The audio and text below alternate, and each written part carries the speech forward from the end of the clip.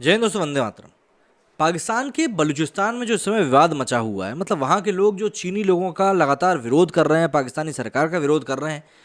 कई लोग कहते हैं कि वहाँ पर अतिक्रमण हो रहा है इसलिए कर रहे हैं।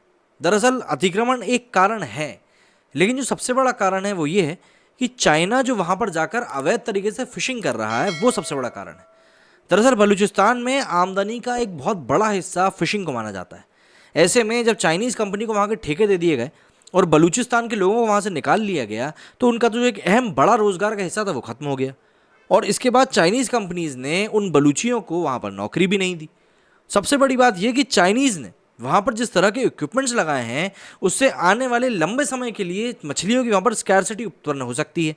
मतलब लाइन ही ख़त्म हो जाएगी। मुद्दे की बात यह है।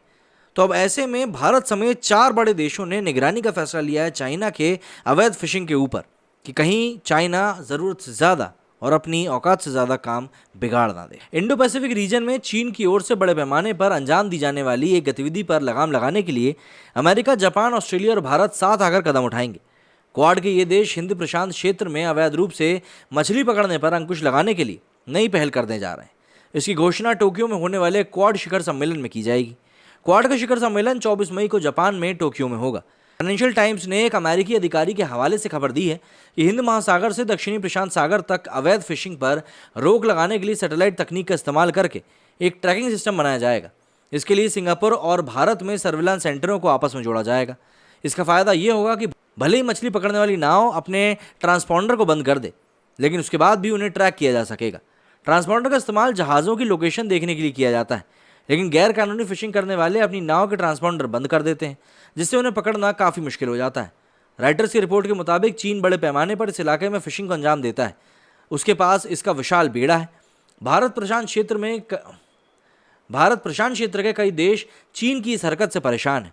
इन देशों का कहना है कि चीन के जहाज़ अक्सर उनके एक्सक्लूसिव इकोनॉमी जोन की सीमा में घुसाते हैं और पर्यावरण के साथ उन्हें आर्थिक नुकसान भी पहुंचाते हैं।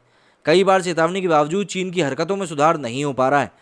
क्वाड के शिखर सम्मेलन पर इस बार पूरी दुनिया की नज़रें हैं।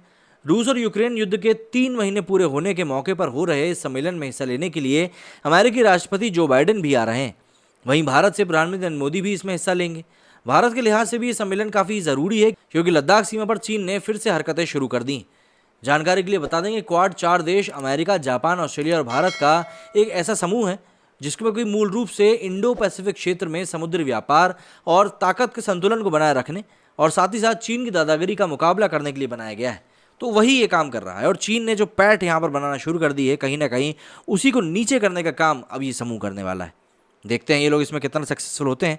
मेरी स्टूडियो में फिलहाल इतना ही। जय हिंद, जय भारत।